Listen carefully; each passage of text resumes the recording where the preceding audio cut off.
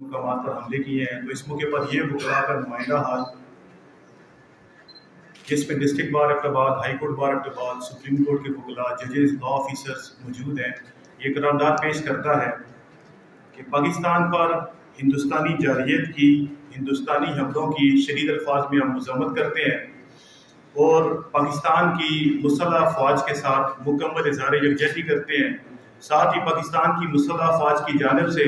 ہندوستان کو جواب دیے جانے پر، بالخصوص پاکستانی ایئر فورس کی طرف سے ہندوستانی ایئر فورس کو بھرپور جواب دینے پر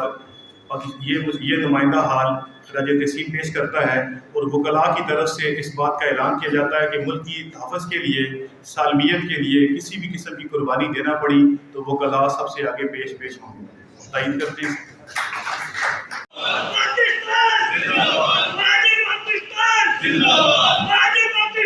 زندہ باد